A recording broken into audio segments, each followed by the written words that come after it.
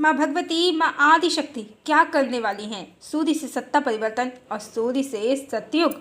Hello friends, solar flares के चर्चे तो सोशल मीडिया में सब कर रहे हैं, एजुकेशन के चैनल्स भी और एस्ट्रोलॉजी के चैनल्स भी।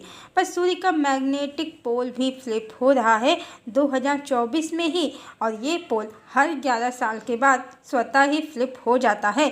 साउथ पोल नॉर्थ पोल बन जाता है और नॉर्थ पोल साउथ पोल बन जाता है। सूर्य आत्मा का कारक है, सूर्य आत्मा का कारक है। धरती पर जीवन तो इससे सीधे सीधे प्रभावित होता ही है, पर ये हमारे विचारों, हमारी आइडियोलॉजी को भी प्रभावित करता है। यूं ही सूर्य को सूर्य भगवान नहीं कहा गया है, भगवान की ऊर्जा है सूर्य। यह जीवन तो प्रदान करते ही हैं, हमारी आत्मा को प्रकाश भी, चेतना भी प्रदान करते हैं। इस तरह सूर्य का बहुत ही विशेष रोल है मनुष्यों की आध्यात्मिक उन्नति में भी। यह तो वैज्ञानिक भी मानते हैं कि प्रकाश से नकारात्मकता दूर होती है, मन, मस्तिष्क और शरीर को गति और ऊर्जा प्राप्त होती है। सबको आवश्यकता है सूर्य के प्रकाश की। 11 साल के बाद अब सूर्य का मैग्नेटिक पोल अपनी स्थिति को पुनः बदलने वाला है, और अवश्य ये फ्लिप मनुष्यों के विचारों को प्रभावित करेगा। बहुत संभव है कि ये सत्ता में परिवर्तन करवा दे। वैसे देश और दुनिया की जो स्थिति है, राजनीति का इस समय सबसे विकृत रूप देखा जा सकता है। पक्ष और विपक्ष में कोई भी योग्य नहीं है। पक्ष और विपक्ष में ज़्यादातर आपराधिक प्रवृत्ति के, भ्रष्टाचारी, आडंबरप्रिय पाखंडियों का ही बाहुल्य है यहाँ, और सभी यहाँ स्वयं को पूरी तरह से शुद्ध और दूसरों को नीच, भ्रष्टाचारी और गिरा हुआ बताने में लगे हैं। और सूर्य का मैग्नेटिक पोल तो शिफ्ट हो ही रहा है, साथ ही विक्रम संवत नव वर्ष 2081 की शुरुआत भी ग्रहण से ही हो रही है। हिंदू नववर्ष माँ भवानी की 9 दिनों की आराधना के साथ ही प्रारंभ होता है। ऐसे में शक्ति का प्राकट्य तो अवश्य ही होगा, पर शक्ति का कार्य है सत्य और न्याय को शक्तिमान करना और पाप और अधर्म का नाश करना। तो बहुत संभव है सूर्य के चुंबकीय ध्रुव में जो परिवर्तन हो रहे हैं वो ग्रहण और शक्ति की ऊर्जा के साथ मिलकर भारत और दुनिया की राजनीति में कोई बड़ा परिवर्तन करवा दें। हो सकता है किसी की सत्ता महत्ता देश और दुनिया में चली जाए। शक्ति माँ है, स्त्री की ऊर्जा है, और भविष्यवाणियों के अनुसार आने वाला समय नारी युग होगा। तो बहुत संभव है नारी शक्ति का अभ्युदय हो जाए। हो सकता है भारत को स्त्री शासक मिल जाए। भारत में यूँ तो नारी शक्ति की बातें बहुत होती हैं, पर यह भी सत्य है कि इंदिरा गांधी एकमात्र भारत की महिला प्रधानमंत्री रही हैं। उसके बाद महिला राष्ट्रपति भले ही कई स्त्रियां बनी हों, पर महिला प्रधानमंत्री उनके बाद कोई नहीं बना है। और भारत में सत्ता प्रधानमंत्री के हाथ में ही होती है, राष्ट्रपति के अधिकार बहुत सीमित होते हैं। ऐसे में हो सकता है अब कोई परिवर्तन हो।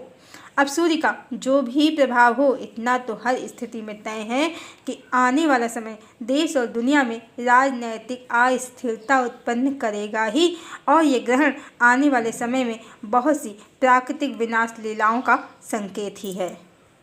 वैसे भी सन 2024 को माँ काली की ऊर्जा का वर्ष एस्ट्रोलॉजर्स ने पहले ही बताया है। माँ काली क्या करती हैं? सभी नकारात्मक ऊर्जाओं को समाप्त कर देती हैं, आसुरी शक्तियों को लील जाती हैं। अब मेटेरियलिस्टिक वर्ल्ड के अंत का समय प्रारंभ हो गया है, तो विश्व में जल और अग्नि के तांडव और पृथ्वी का कांपना लोगों को हिला के रख देगा। परिस्थितियां विकराल होंगी, नेताओं अधिकारियों की क्षमता से बाहर होंगी, और आज की डेट में भी देश में हर तरफ उपद्रव, अराजकता, भ्रष्टाचार, बलात्कार सब व्याप्त है। ये नेता पक्ष हो या विपक्ष अपने से अधिक सोच नहीं पा रहे हैं।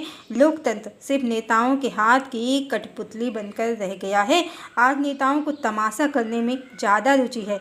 देश में हर समय मात्र राजनीतिक तमाशे होते हैं एक तरफ, और दूसरी तरफ आम इंसान परेशानियों से जूझते हैं। बलात्कार तो इस लोकतंत्र में साधारण सी बात बनकर रह गए हैं। क्या यही लोकतंत्र है? और जिन्हें ज्ञान नहीं है वो इन नेताओं की कठपुतली बनकर आपस में उलझते हैं, लड़ते हैं। जल्द ही प्रकृति ऐसी विनाश लीला दिखलाएगी, परिस्थितियाँ मनुष्य के कंट्रोल से बाहर निकल जाएंगी, और मनुष्य को इन नेताओं, देश और दुनिया में हर जगह इन नेताओं की चालाकियाँ समझ आ जाएंगी। राजनीति और नेताओं और राजनेताओं का दुनिया में बहिष्कार होगा, राजनीति का अंत होगा, क्योंकि भविष्य में परिस्थितियां ऐसी ही मिलने वाली हैं। हिंदू को मुसलमान की ज़रूरत पड़ेगी, मुसलमान को हिंदू की ज़रूरत पड़ेगी, दलित को ब्राह्मण की और ब्राह्मण को दलित की ज़रूरत पड़ जाएगी। सबके अहंकार नष्ट हो जाएंगे। ईर्ष्या, द्वेष और संकीर्णता के लिए कोई स्थान ही नहीं होगा, क्योंकि तब जान बचाना भी भारी होगा। और यहीं से दुनिया में कलयुग का स्पष्ट अंत होगा और सतयुग का प्रारंभ भी। और आने वाले 17 सालों में धरती के केंद्र की घूमने की दिशा भी बदलने वाली है, जिसके कारण अभी से बहुत से जलवायु और भौगोलिक परिवर्तन प्रारंभ हो गए हैं, जिसमें सोलर फ्लेयर्स का विशेष रोल है। इस तरह सूर्य धरती पर एक नया युग प्रारंभ करेगा। हजारों वर्षों के बाद धरती अब सूर्य के साथ इस स्थिति में आने वाली है जब यूरोप और पश्चिमी देश जल और बर्फ से ढक जाएंगे और भारत में, अफ्रीका में सूर्य की स्थिति मनुष्यों की आत्मिक और बौद्धिक जागृति को उत्पन्न करेगी, डिवाइन एरा का प्रारंभ करेगी। ये हजारों वर्षों बाद हो रहा है। आज जो पश्चिमी देशों ने दुनिया को भोगवाद का रास्ता दिखाया है, जिस पर चलकर दुनिया समाप्त होने की कगार पर आ गई है, वो मात्र इसीलिए था क्योंकि सतयुग के जाने के बाद त्रेता और द्वापर से होते हुए हजारों वर्षों बाद ही पश्चिम में जीने लायक परिस्थितियाँ उत्पन्न होती हैं। फिर भी वहाँ ठंड ज़्यादा रहती है, सूर्य का प्रकाश बराबर नहीं मिल पाता है और वो जीने के लिए मटेरियलिस्टिक होते ही हैं। बिना साधनों के उनके लिए विपरीत परिस्थितियों में जीना संभव नहीं हो पाता है, इसलिए वो मटेरियलिस्टिक हो जाते हैं और प्रकृति का शोषण करने लगते हैं, जो कलयुग का प्रमुख कारण है। और इस समय सारी दुनिया उनको ही फॉलो कर रही है, पर अब इसकी अति हो चुकी है और धरती बड़े परिवर्तनों से गुजरने वाली है। भौतिकवादी, भोगवादी, आसुरी सभ्यता का अब अंत होगा और प्रकृतिवादी, आडंबर और पाखंड से रहित सभ्यता और संस्कृति का वर्चस्व होगा, जिसके लिए ही भगवान ने धरा पर अवतार लिया है। आज जो नेता लोग जनता को दिखा रहे हैं वो मात्र आडंबर, पाखंड, हल्ला, हुड़दंग, शोर शराबा और तमाशा ही है, जो कली की ऊर्जा है। अब भगवान की ऊर्जा से, माँ भवानी की ऊर्जा से इस सब का नाश होगा और पृथ्वी पर प्रेम और करुणा का साम्राज्य होगा, जो वास्तविक सतयुग है वो होगा। पर इससे पहले मनुष्यों को राजनीतिक अस्थिरता और प्रकृति की विनाश लीला को देखना ही पड़ेगा। बहुत सारे खंड प्रलय देखने के बाद मनुष्य जाति सतयुग का स्वर्णिम सूर्य देख पाएगी, पर मनुष्यों का वही समुदाय सतयुग में प्रवेश करेगा जो आडंबर, छल और पाखंड से दूर सज्जनता और मनुष्यता के मार्ग का अनुसरण करेगा। बाकी राजनेताओं को मसीहा समझना तो मात्र कली की माया है। ईश्वर किसी भी राजनीतिक दल से संबंधित बिल्कुल भी नहीं है, वो मात्र संतों के लिए आए हैं, डिवाइन सोल्स, पवित्र आत्माओं के लिए आए हैं। उनको ही वो डिवाइन एरा या सतयुग में लेकर जाएंगे। बाकी प्रपंचों में फंसा मनुष्य समाज तो सिर्फ नष्ट होने के लिए ही है।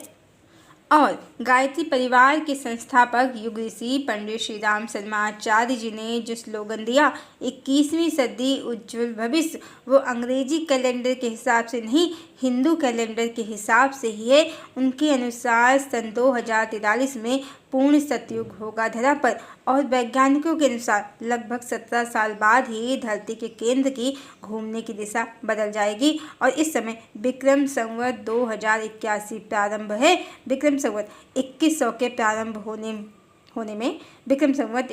प्रारंभ होने में सिर्फ 19 साल शेष हैं। इन्हीं 19 सालों में धरती का कायाकल्प हो जाएगा। समय बहुत कम है, तो इस बार शक्ति माँ भवानी, माँ काली धरती का कायाकल्प करने के लिए ही आ रही हैं।